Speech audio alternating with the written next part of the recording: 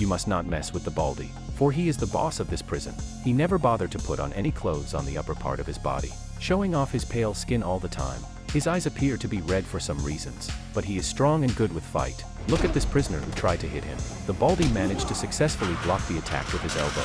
The attacker himself wounded his own hand instead. He was also a gay who got his very own harem in this prison. Yet suddenly, a new prisoner has arrived, and the prison will never be the same again. Lucas was a master thief. He had a girlfriend once. They were really like Bonnie and Clyde, reborn. Yet Lucas was captured by police when he uses himself as bait to cover the escape of his girlfriend. He was then sentenced to be imprisoned for 15 years. Then he was brought to Tim Prison, where all inmates are bloodthirsty criminals. It is the most brutal prison of the world. Jailers showed Lucas what they are capable of almost immediately after he arrived. They dragged him down from his bed and beat him up with batons wider than their arms. They beat him 10 minutes straight. Then Lucas was put in a black bag and dragged to the washroom. A gangster boss was waiting for him. He wanted to know the whereabouts of the diamond Lucas and his girlfriend steal, and where is Lucas's girlfriend. When Lucas said he didn't know, the gangster boss threatened that he'll torture him. You will suffer. You will know fear and pain. This much I promise you.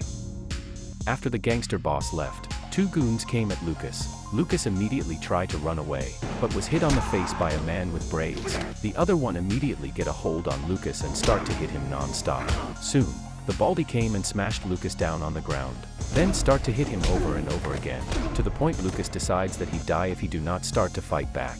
Hence he tried to hit the Baldy, but was smashed on the ground again.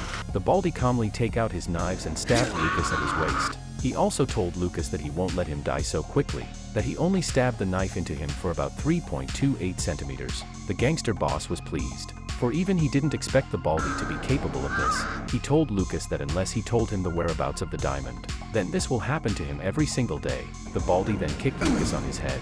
Lucas blacked out. Lucas passed out for 2 whole days. When he finally wakes up, he finds himself in the clinic. Another inmate, Scarface, is looking after him. From Scarface, Lucas learned about something more about the Baldy, that despite his masculine physique, he is actually a gay who practically turned the prison into his personal harem. Scarface tell Lucas that unless he want to die, he might as well join the Baldy's harem instead. Lucas, however, has no intention to ever do so. He decides that he must find another way. A month later, Lucas finally recovered from his previous injury. He tried to find the Baldy on the playground, but to no avail. Scarface then told him that due to his eyes, the Baldy cannot stand the sunlight and hence almost never venture out of his room during daytime. That if he want to have a word with the Baldy, he need to talk to Blondie first. Blondie was once a football star, nicknamed Beckham. He was handsome and from a rich family, so he was amongst the Baldy's favorite in his harem. Lucas then asked Blondie to bring him to the Baldy. He didn't refuse and did what he asked him to do. The Baldy was a bit surprised by Lucas's arrival, even more so by the fact that Lucas came to ask for a truce between them, so that they may get along peacefully. Yet the Baldy cared nothing about peace. He even takes out his pants in front of Lucas and bid him to do a service to him, like all those in his harem would. Lucas is straight hence refused without hesitation. The Baldy said, "I won't force you, but you are mine, one way or another." Lucas decided that now is the time to act. Hence he followed Blondie to the playground, then stabbed him on his face, ruined his perfect face. Lucas was then placed into a little black room for the next 120 days. 30 days because of start a fight on the playground and 90 days because of wound someone with a knife. Unbeknown to them, this is all part of Lucas's plan. He needed some time alone so he can work his body to its perfection. Here's how Lucas planned to become the boss of this prison. The first step is to build up his body. He starts doing sit-ups 3,000 times per day, and single hand push-ups 1,300 times per day. The second step is fighting practice. He will hit the air 10,000 times per day. His wounded right arm was covered by jib, too much of a bother. Hence he broke it off, and start to hit the wall. Initially his hand would still feel pain for doing that, but after more than a month, he can hit the wall 100 times without feel a thing. Now, Lucas has managed to build himself full of muscles. It's time for his vengeance. The end of Lucas's lockdown has finally come. Scarface gives him a book.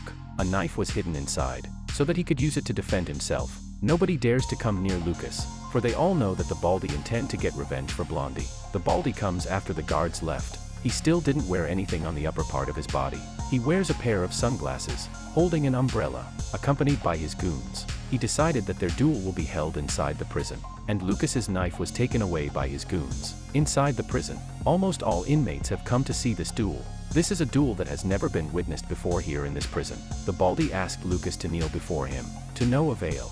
Enraged, the Baldy shouted again, "Get on your fucking knees, bitch!" Lucas wisely complied, for he'd rather not get swarmed by the other goons. Pleased by it, the Baldy asked Lucas to say please, and he immediately get his knife out when Lucas said nothing in return. Once again, Lucas complied, said that, "I do this, we are good." Pleased, the Baldy smiles while put his hand on Lucas's head. He then put the knife at Lucas's neck and told him, "I better come quick and hard, or you won't stand." This time, Lucas didn't refuse him. Pleased, the Baldy takes off his pants and closed his eyes. Seizing this chance, Lucas snatched the knife from the Baldy and swinged it at his dick. The Baldy screamed in pain while blood erupted from his wound. Lucas starts to attack the Baldy, while the Baldy tried to hide from his attacks. Despite all of his hard works during his time of lockdown, Lucas is still not nearly as strong as the Baldy. Soon, the Baldy managed to smash Lucas on the ground despite the pain and start to hit him on his face. He even took the knife from Lucas's hand and tried to strangle Lucas, though Lucas's attack on the Baldy's dick had likely weakened him. Before he passed out, Lucas decides to attack the Baldy's eyes with his fingers. The tide was turned because of this. Now Lucas starts to strangle the Baldy with his arms. Finally, the Baldy passed out.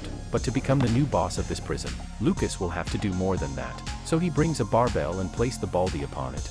Then raises up one of the discs of the barbell, and smashed it upon the Baldy's head. The prison falls silence, with every inmate too scared to talk at all. Lucas has done it. Henceforth he has become the new boss of the prison. Nobody ever dares to mess with him again. Finally, after 15 years of imprisonment, Lucas was released. He silently swears that he will get back all he has lost once and for all. Lucas went to find his girlfriend, only to find that she has married to someone else. Deciding to not bother her anymore, Lucas went to the town that is called Banshee. He wants to drink something so he could feel a bit better.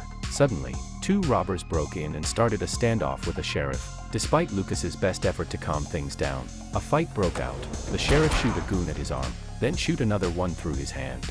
Lucas joined the fray. He broken one of the goon's arm, then smashed a bottle upon his head.